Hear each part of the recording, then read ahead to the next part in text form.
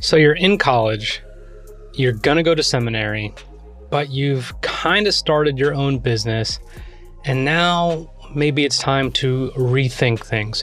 Well, this was the case for Ryan Deiss, the founder of digitalmarketer.com, scalable.co, and Traffic and Conversion Summit. You've seen him flying around with Grant Cardona on his private jet. You've seen him with Daymond John. You've seen him on many speaking stages across the world. Now, I asked Ryan to come on because I saw him at Hypergrowth in Boston about a year ago, and he said something that absolutely blew my mind, and it was the only app that anyone looks at every single day on their phone is their email.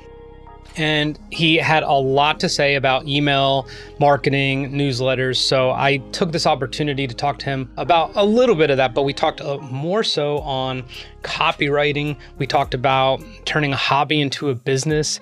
And we also talked about how giving away a ton of information for free is fantastic. However, if you don't ask for the sale at some point, you're a coward.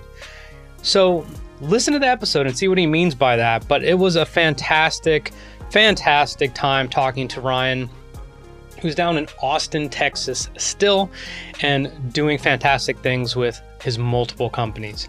So let's get into it. Here we go. First things first, you are in Austin, Texas. I have a home down in Austin, and I'll actually be on my way tomorrow. However, when you were in your dorm room at UT Austin and you weren't necessarily on 6th Street and you were starting a company that you didn't know was going to exist, what was it that led you down the road of, I might have a future as a business owner versus just a student who's going to just kind of grow into a job? That's a deep question. So 2 things. Growing up, I always knew that I wanted money. And I know that sounds weird. I didn't want stuff necessarily, but I remember somebody asking me what I was going to be when I grow up, and I said a millionaire.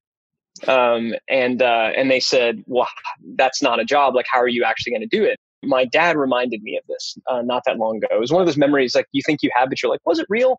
And it came up out of context, and he reminded me of it. He said, "Do you remember that time somebody asked you what you wanted to be, and you said a millionaire?" And they, they didn't like it. And do you remember what you told them? And I'd forgotten this part.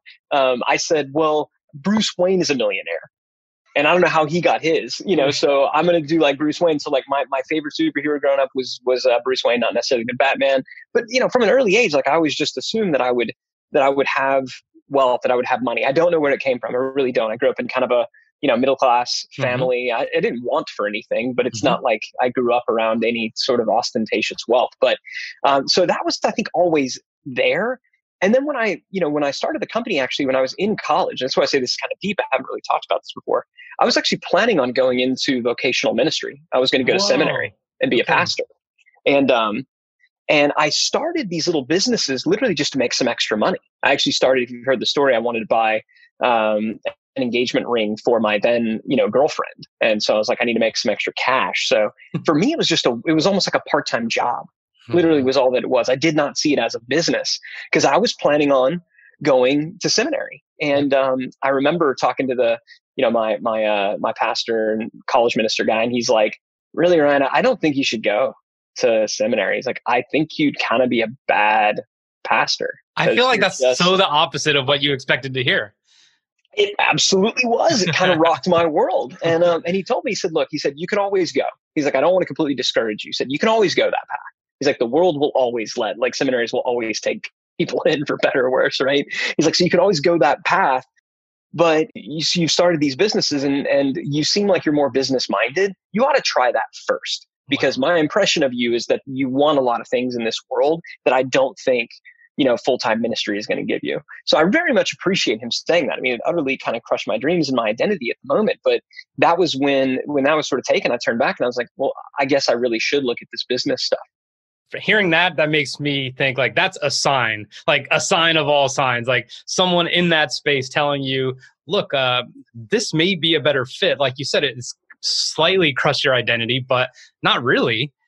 No, not looking back retrospectively. In the moment, it definitely, I mean, the rug was pulled out from under me, to use a cliche, right? Yeah. So, and it's funny, I've never talked about this before. Good opening question. That's why I said people sometimes say, wow, that's a good question. And they're usually just doing that to buy time. It's not actually a good question. That was actually like, God dang, that sort of hit. Cause yeah, thinking back on it, that conversation with him was one of those moments in my life that completely fundamentally changed my future, changed who I am today. I think had I not done that, I think I would have been happy. I don't think it's one of those things where everything would have been terrible. Yeah. But I don't know if I would be where I am today had it not been for that. But that was the moment when I said, I need to really look at this. The time when I knew that I could really make a business out of it, I had a number in my head that was $6,000 a month. Wow. Because I figured if I made $6,000 in a month, pre-tax, that was all the money I could ever need. Like, I don't know where, I don't even remember where it came from. Really, at one point I had done the math. And whether or not the math was even relevant, I planted this $6,000 a month number in my head. And I actually was there pretty consistently and had some months where I was much higher by the time I graduated from college. So for me, the idea of can I run a company, thankfully I got to kind of test drive it, when I was in college, and it's sort of the only thing I've ever done now. So this is really interesting. So your business started essentially in your early 20s and mine started in my late 30s, basically almost 40. And I made a post just last week about how when I decided to leave my job, which was in Austin, and move in with my in-laws, and I was like, I'll figure it out. And my father, and I looked into videography, video marketing. My father's like, that's a hobby. And I remember, and I said this exact words later, like that should have pierced me, but it didn't, because I finally kind of knew where I existed, why I had to be here, and how I could serve. So what do you say to people who look at what they're doing as a hobby and are just like, that's really its limit? Everyone I believe really puts up the invisible fences where it's like they imagine that they can't actually monetize. How do you kind of break from that? Well, I think, now, thankfully, so I'll answer it kind of very pragmatically, and then I'll give what I think is the real answer. So the pragmatic answer is because of, the internet and the fact that ideas can spread and people can find communities and pockets in ways that just simply didn't exist even a decade ago, right? With social. And this is in entertainment, media. I mean, now the ability to make a full-time living with those quote unquote 1,000 true fans. If you've read that article, if you haven't, Google it. It's not 100% correct, but it's close enough, right?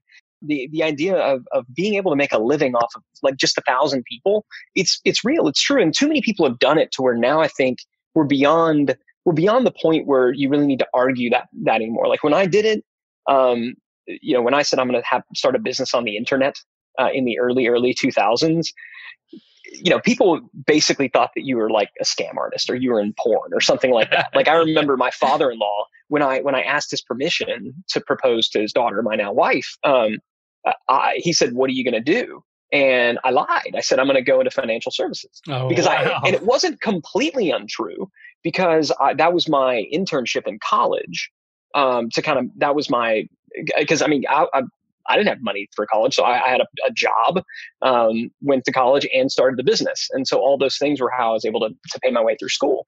So I was like, yeah, I've got this, I'm in financial services, and they've offered me a job, which was true. They'd offered me the job. I had no intention of taking it or staying there full time. Because I knew if I told him like, well, I've got these little websites on the internet, he'd probably be like, well, no, you can't marry my daughter. So, so I'll say like, we're not there anymore. And the idea of turning your hobby into something, being able to make money, a full-time income off of it, it's just there. It's true. The ability to create generationally changing wealth. Now, depending on your hobby, that may not be there. It may not. Like what you're doing, and I think that's where you've got to be careful, is a lot of times, depending on who you're talking to, they'll disregard your idea, either because they think that, well, it's not even possible to make money off of that like a full-time, which is untrue. Or they're taking the opposite perspective, which is, well, that's not ever going to be a big enough business where you can have a building full of people and go public, which is kind of an irrelevant comparison today, right? You can have a very, very successful business that, you never have more than one employee yourself, and you make way more than you would make in a job. So I think if you want kind of the pragmatic thing, there it is. I think the bigger deal is just be careful who you're listening to, because if you say out there publicly, I want to do this. And if you've got your own doubts, hey, that's fine. That's understandable, right? You know yourself. Like, we know ourselves better than anybody else. We know our own inadequacies. If you doubt yourself, that's called just being like a rational human, right? The people who are like, of course I can do this, those are the ones that freak me out, because it's like, man, you're a delusional narcissist, right? If you've got some doubts in yourself, that does not disqualify you from successful entrepreneurship. That means that you're rational and you've got that piece in there, especially if you're still willing to move forward. Now, if you say it to others and some others come in and they start like kind of chirping at you, and they're like, I don't know if you're going to make that, you sort of have to consider the source a little bit, right? I remember when I told my dad that I was, going to quit the job that I had and do this full time. He was like, that's so risky. What are you going to do about health insurance? I'm like, I hadn't really thought about it. That wasn't my primary. It's like, I'll figure it out. When we talk to people, you got to know if you talk to ordinary people and they question the thing that you're doing, it suggests that you're doing something that's extraordinary. Now, it could be extraordinary or extraordinarily stupid, or it could be an extraordinarily great idea. But if you ask somebody in your life who's led a generally ordinary existence about an idea that you have that's by its very nature extraordinary, you shouldn't be surprised if they respond in a negative way. I feel like that is so on the money, not just in terms of finances, but when you talk about generationally changing, you mentioned wealth, but just creativity. I didn't know I had a creative bone in my body. And now I'm like, I'd love to give my camera to my 3-year-old and be like, check this out. Don't break it, but check this out. And she sees all the videos. I mean, I completely understand where my parents, they think I am, in the Matrix when I just go and reset their Wi-Fi password is like ridiculous. I'm like, yeah, It wasn't that bad. But I want to read a quote to you that David Gerhardt has in his lawsofcopywriting.com. And it's a quote of yours. It says, when creating your company's messaging, remember to appeal to felt needs. If you can tell a person a story, you can capture their attention. If you can help them tell a new story about themselves, you'll capture their hearts. And I'm like, okay, like this is why I want to have a podcast with him on. So the reason I read that to you just now is I believe, and I have seen now for myself, that the impact copywriting has changed dramatically, or maybe not changed dramatically, but at least changed as far as the priority in someone, especially who's obsessed with video. When I saw you at Hypergrowth, you said the one app everyone opens every day is their email. And I was like blown away. I was like, that is so unbelievably accurate. Can you talk to me a little bit about copywriting and how email marketing and copywriting for, that newsletter that you want to start is still viable, even though people know that could get sent to junk any given moment? Yeah, well, let's talk. Because there's kind of two things. There's copywriting, and then there is email marketing as a channel, right? Sure. So when we think about copywriting, everything is copy. Right. So if it's a script for a video, that's copy. If it's a social media post or on LinkedIn, that's copy. If you write an ad, that's copy. Email is copy. Landing page is copy. So everything that gets put out, whether it's spoken, whether it's read, whether it's done in presentation, if you understand, like all of that is copywriting, right? That's what all of it is. And so understanding how to write, even if it just makes you a better, presenter, even if it just makes you better on camera. Understanding good copy is going to make you better at all of that stuff, even if you're not necessarily trying to sell something, right? Really good copy is also good journalism, because good copy is simply, it can just be the kind of thing that just pulls you through, right? So when it comes to copywriting, it is a world in which you can go down. It's a science and an art. So it's the kind of thing that you can do your entire life and never master. And it's one of those things where at the same time, where if you learn a few things, you can be incredibly good. Like you can be so much better than everybody else just by learning, just by learning a few things. It's sort of like cooking, right? Cooking is one of those things where you learn a couple of skills. Like somebody shows you how to cut an onion once, and you know how to cut an onion without crying. Like there's certain skills that if you just learn that are fairly basic, you can become really competent really quickly. Now, you want to be like a 3-star Michelin chef? Good freaking luck, right? That's called the rest of your life. Copy is much the same way. But what I'll tell people, if you want to be a better copywriter, the first thing that you have to do is, getting back to the felt needs issue, is you got to know your customer. And the first layer of knowing your customer is understanding what is it that they're buying. And there's only 2 things that anybody's ever buying. Thing number 1 is transformation. And thing number two is identity reinforcement.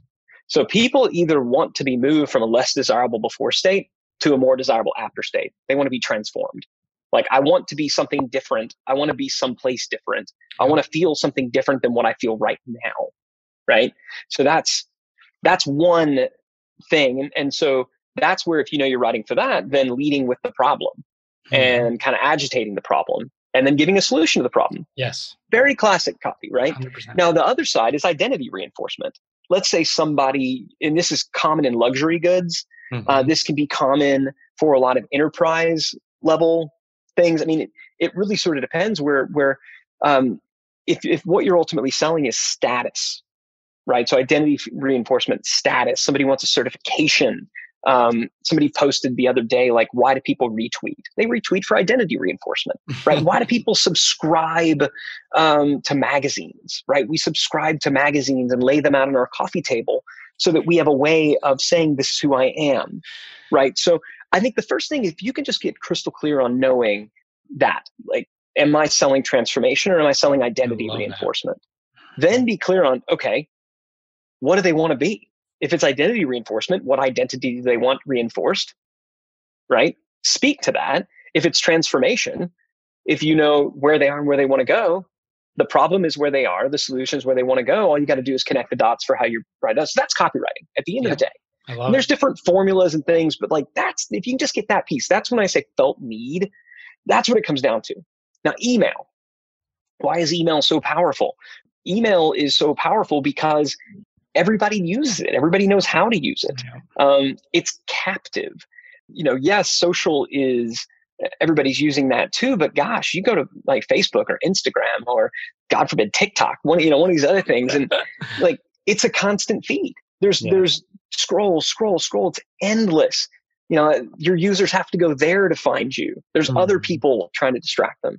Email is still this beautiful medium where I can send a communication to you and there's a really good chance that you're going to open it. And if you open it, there's a really good chance, if I do my job right from a copywriting perspective, that I'm going to get you to read it.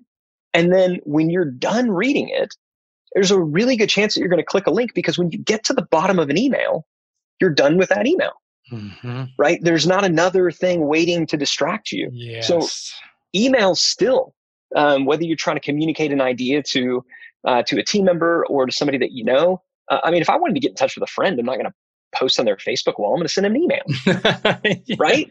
I mean, come on. No, more powerful than that is text and SMS, but very often we can't or don't have the ability or legally not allowed to do mass texting. So the closest thing we kind of got is email. I still feel like, as far as marketing and communication goes, it's one of the most overlooked media because it's been here for so long.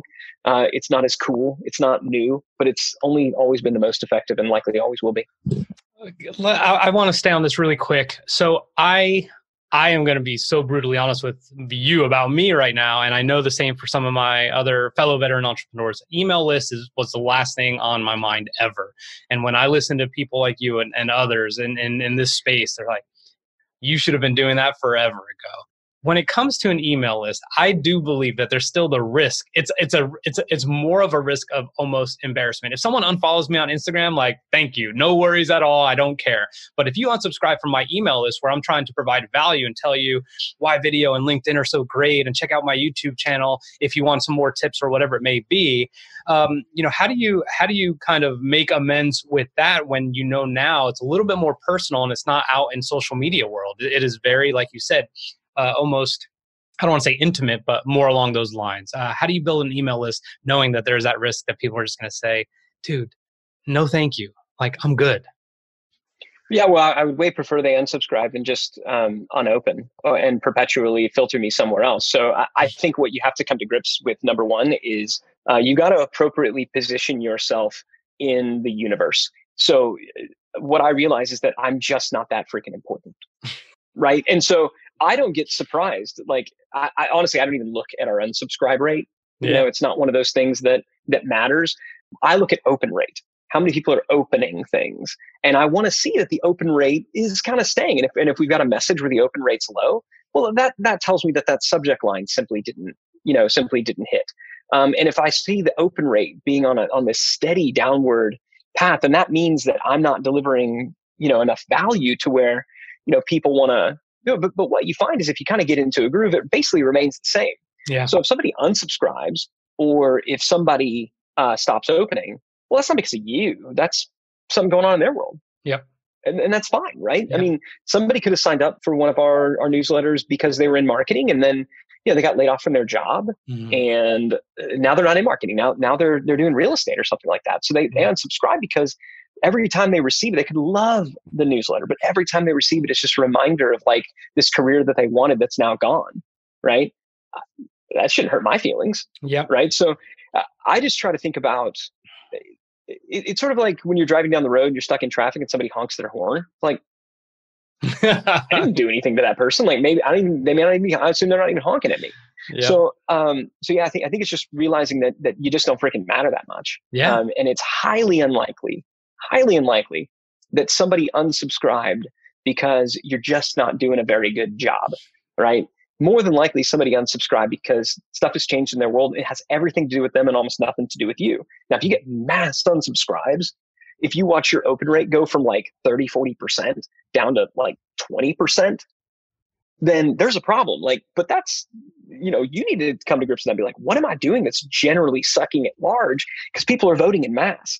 But one person here unsubscribing, one person here doing it, that's about them. That's not about me.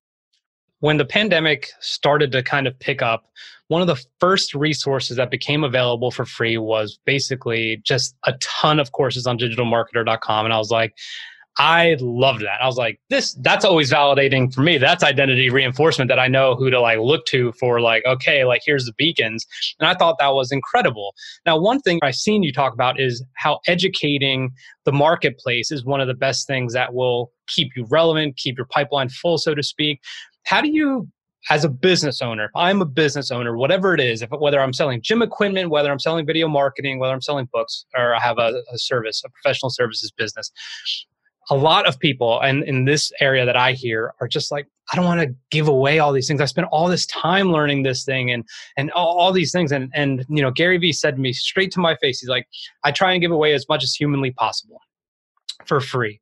Where are you in terms of, educating the market, being top of mind versus that point where you have to sell? And I'm talking to you as someone who's maybe coming out of college and not where you are right now. When is it where you're educating and then I need to keep the lights on in here? Yeah, I don't think the two are mutually exclusive, right? So I think you can give, and then you can also say, I'd like for you to buy this. So in terms of where does it happen within an individual relationship, right? So let's look at it from an individual prospect, more thinking about it from a sequencing perspective. We want to make sure that we can say, hey, I've given value in advance before I sell. Yes. Now, what is value in advance? Because obviously that's very relative. Like, oh, does that mean that you need to talk to them for 30 days before, the answer is it depends, right? Mm-hmm. I think what you have to do is you have to say, like, I know that I've given this person enough to where I've earned the right to ask, right? And I think where the mistake that a lot of people will get into is there's two extremes, and there's a whole lot of room to do it right in the middle. And people argue over kind of the shades of rightness within the middle. Like, I don't know, screw it. Like, try it. As long as you can say, I gave some value in advance, then I think you're generally fine. So it's easier to say, like, what's bad. So what's bad is reaching out to somebody completely cold and saying, hey, buy my thing, without having done any research whatsoever. Now, if you've taken the time to do your research and to know, I know I can actually help this person. I know that I can help this person. I know the solution I have is actually, helpful. I've done my research, and you reach out to them and you go, hey, I've done some research, put in the time, saw that you're doing this. I know that I can help in this area. I'd love to talk. I don't have a problem with that. Have you delivered value in advance directly to them? Not yet, but at least in the conversation, hopefully you will. You've at least earned the right to have the conversation because you put in the work ahead of time, right? You're not just wasting somebody's time in the hope of convincing them to buy something that they may or may not need, right? So being there, showing up, I say like just buying the first drink. Right? What is that equivalent? Like buy the first drink, like be there, show up, like that's good enough. Now, what's I think the other extreme that's also bad is give, never ask, and then complain and get all whiny that nobody ever gave you anything. It's like, man, you just got friend zoned. I don't know what to tell you, right? The reason that she's going out with the other guy is because he asked. He asked her out. You never did. Okay? And that has nothing to do with her. It has everything to do with you kind of being a coward. So don't put that on her. And I'm using, I'm obviously using male, female, boy, girl relationships. Yeah. The opposite could also be true. Same-sex relationships could be true. I've had these conversations with friends of mine, right? Where it's like, oh man, we hung out for so long, and why didn't you ever get? No, like now she's with this guy. I thought we had things. Like, did you ever ask her? The reluctance in that moment, in that time where you've given value, and I know I could help Ryan, and I know I could do X, Y, and Z for him. I've even heard him say, these are some of the things he needs, and this would make his life easier. What is it that plants that reluctant seed in your head to say, you know what? I am going to be sort of cowardly and just slay off, and I don't want to ruin this friendship. What is it in your experience and seeing other business owners that prevents us from doing that effectively? Yeah, it's fear of rejection and fear, again, of it goes back to identity and reinforcement, right? What they want, they would rather tell themselves a story that I'm a really nice person. And I don't really believe in selling. I'm all just about giving. No, you're not. Like what you are is you're afraid of rejection. And because you're afraid of rejection, because you're afraid of getting your ego squashed a little bit, you're unwilling to put yourself out there in a way that could be helpful for somebody else. So you've couched it in this kind of cute, adorable little, like, I'm such a nice person, but really you're not. You're selfish. Your selfishness, your fear of rejection, if you actually have something good, is causing somebody else to not get into a better potential state. Or you're not even giving them the option. Like, at least if you gave them the option to say no, then at least it was on them. So no, I mean, it's what it is it's all selfishness. And that's why I have no patience or tolerance for it when I see it. The worst is when I see marketers and gurus out there talking about, it's like, all you're doing is you're taking your own personal inadequacies and you're trying to project them as some virtuous quality onto other people. Screw you. That's not how life, money, business, anything works. Yes, go first. Yes, do your research. Yes, do your homework. Yes, offer to buy the first drink, but then say, I got something here. I think it's really good. It'll help out. Do you want it? And if they say no, go, cool, I understand, and move on. But to pretend like you're doing them a service by never even giving them the option is just, you're just lying to yourself. I love that. Yeah. So we have time for a couple more questions. I want to talk about scaling. I want to talk about this because it matters to me. I told you before we started, I was like, hey, when I met you, here's where I was, here I am now. And I said to you, I almost feel like I'm in over my head.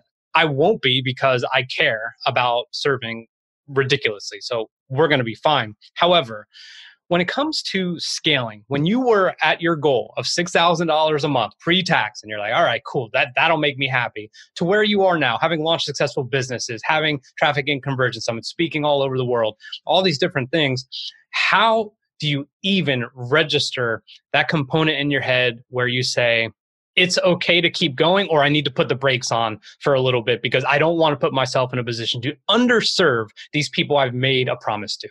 Yeah, I mean, it's a good question. Again, there's kind of two things there, right? So there's the thing of I don't want to overserve, which that's a function of just good business operations, right? So your ability to scale your sales and making sure that your ability to sell and your ability to fulfill doesn't get out of whack. I mean, that's just good. That's just being a good business person. Sure. And sometimes, we had a number of e-commerce businesses over the years, and it's like, okay, our shipment from China, literally one time, it's like our shipment from China is held up in, there was a longshoreman strike in Los Angeles, in Long Beach. And so we got a bunch of stuff sitting on a boat floating down the water that we're not going to get it now for who knows how long, right? So what do? Our ability to fulfill, our ability to scale, right, has been limited. We can't fix it. So we said that is out of stock. That sucked, but like, that's the honest thing to do, yeah. Right? So that thing of making sure that you keep those two things going, that's just basic business, making sure that you're doing the best that you can. You won't always be perfect. There's times when you'll sell out ahead of your ability to deliver. My thing is, as long as I'm willing to give a refund if I need to, I'm going to err on the side of selling harder and putting the onus back on me to make sure I deliver. And if I can't, it's like, I didn't deliver. Here you go. Here's your money back. So that's kind of one side of it. The other side is you personally, like the whole, like, when is enough enough? I kind of heard that question there a little bit. And, for me, I don't have a good answer for that. It has to do now. Thankfully, I'm at a point where there's, I'm good, right? There's been enough things there. There's enough cash in the bank, enough stuff. Like I'm good. So there is a time when it just becomes about the game. And that's when you figure out, did you do this for the stuff, or did you do this because you just enjoy the process? Right. Mm-hmm. And I've come to the realization that I really do I enjoy the process a lot. I enjoy the game. I think it's fun. I think it's the only way that I suck at golf. It's not like I'm going to do that full time. Traveling's fun, but I can't do it constantly. So, yeah. So I have no desire to turn it off. That's fantastic. Now, customer centricity is something you speak about all the time, and I'm paraphrasing here, but putting out a solution to a problem that you've acutely felt can very much put you in a place where you can serve someone because that problem exists. Now, at the same time, I saw a post, a few weeks ago on LinkedIn. It was a video post where you're talking about sometimes people just don't want what you have.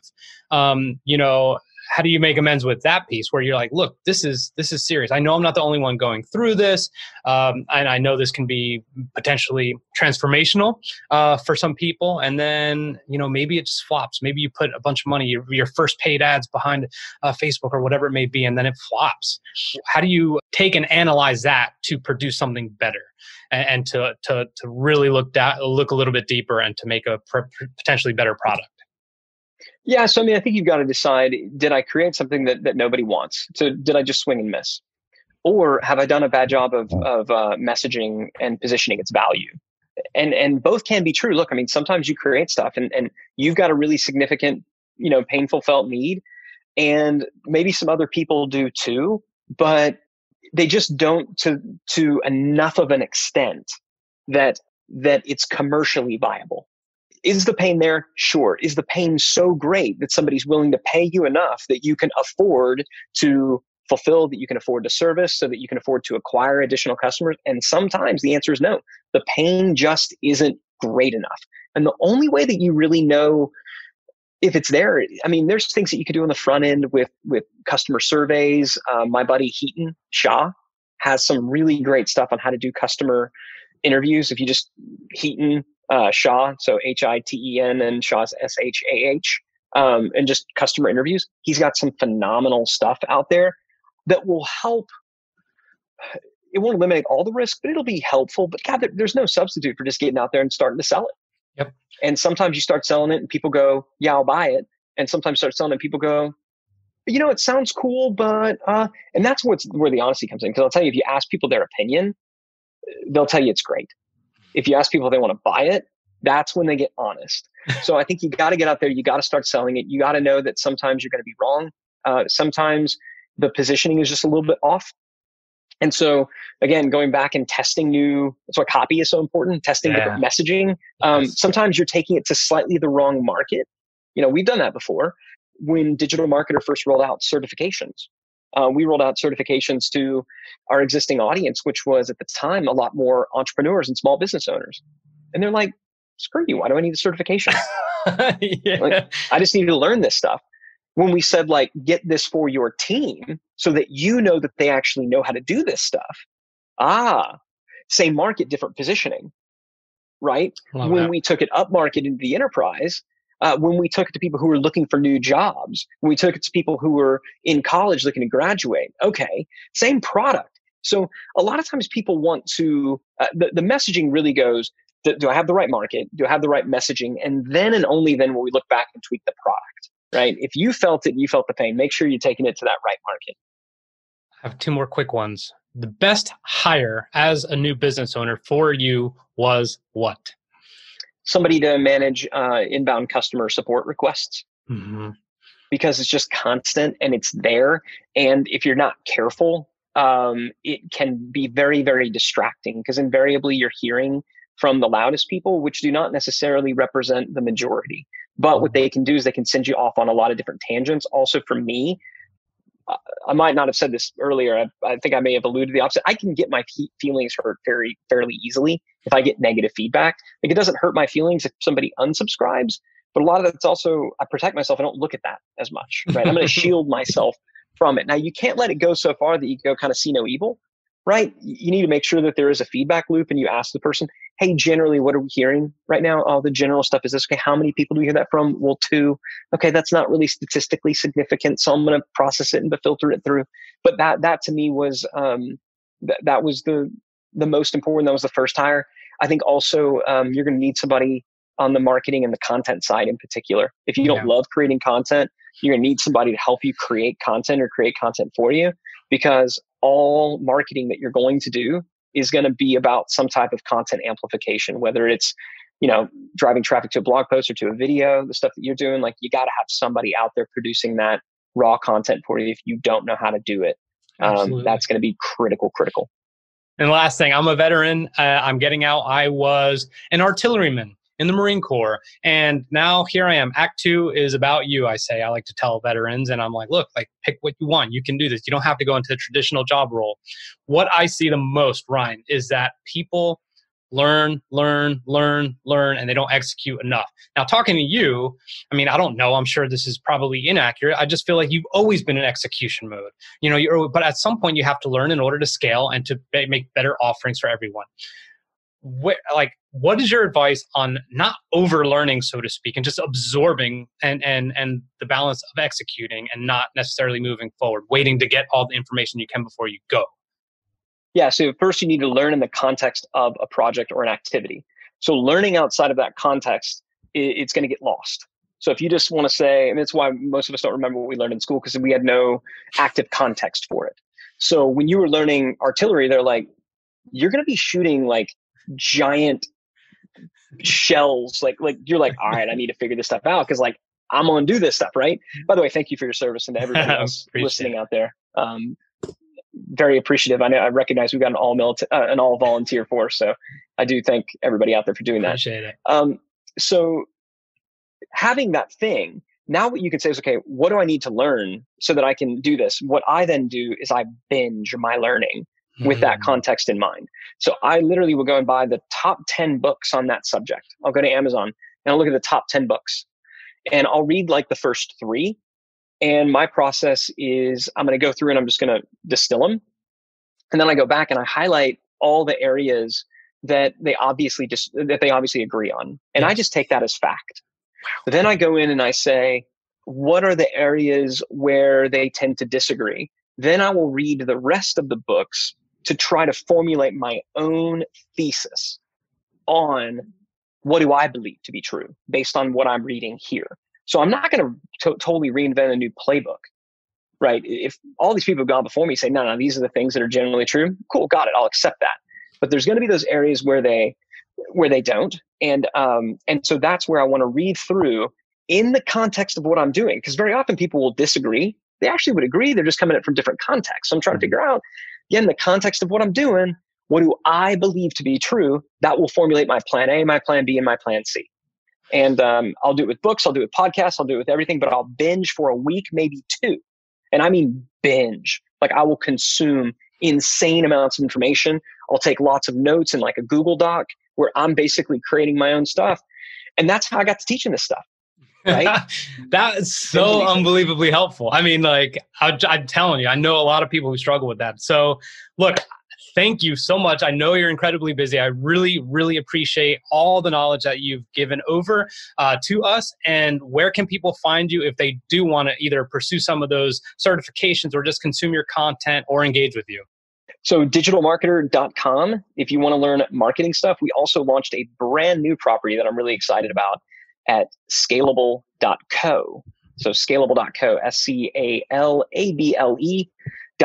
And that is really for those accidental entrepreneurs out there. So those people who are getting started, not just talking about marketing, talking about all things kind of business. So, check me out there. Digital Marketer is a big team. There's a lot of people writing a lot of stuff right now. Scalable is basically just a little old me.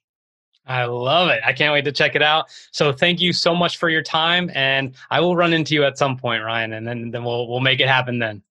We'll make it happen, Rich. Thanks for having me. Take care. Clearly, I've gone about learning all wrong.